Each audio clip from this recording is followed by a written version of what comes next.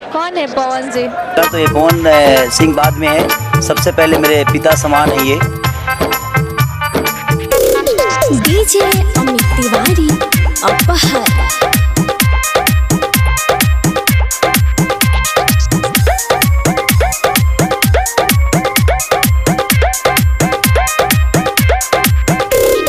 जेकरा के जिला जवार जाने रे, यूपी बिहार संसार जाने रे, शेरावा के जैसन दहार जाने रे, शेर होवे खाली शिकार जाने रे, तोर यरो के बाप तोर भतरो के बाप। तो ये पवन सिंह बाद में है, सबसे पहले मेरे पिता समान है ये। अरे धास दीही भीतरी ले बारा बदमाश हो पगला जी बस।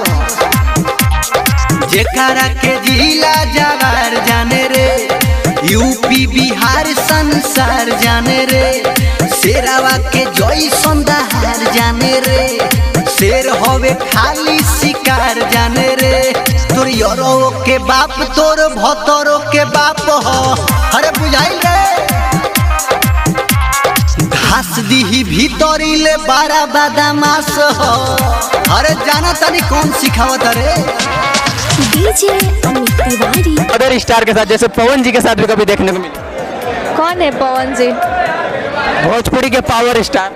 हम नहीं जानते। तो ये पवन सिंह बाद में है, सबसे पहले मेरे पिता समान है ये।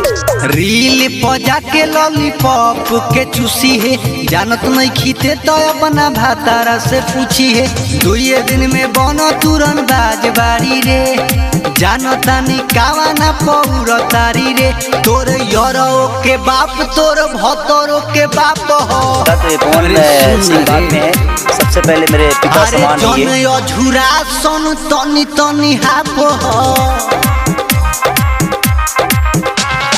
जेकरा के जिला जवार जाने रे, यूपी बिहार संसार जाने रे, शेरावा के जैसन दहार जाने रे, शेर होवे खाली शिकार जाने रे, तोर यरो के बाप तोर भतरो के बाप हो।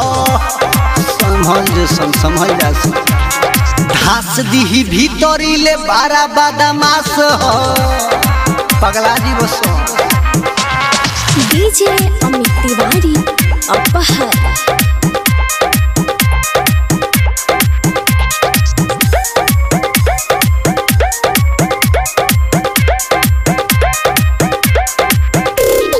तोरा जैसन लड़की घुमेली आगे पीछे, अपन हीरोइन हमार भाई खुद पीछे, उठल बारी घप देना चल जइबे नीचे, लालू नादान निराला फोटो खींचे, तोर यरो के बाप तोर भतरो के बाप हो पगला जीव रे।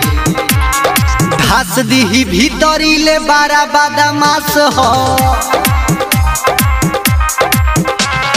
जेकरा के जिला जवार जाने रे, यूपी बिहार संसार जाने रे, शेरावा के जैसन दहार जाने रे, शेर होवे खाली शिकार जाने रे, तोर यरो के बाप तोर भतरो के बाप हो।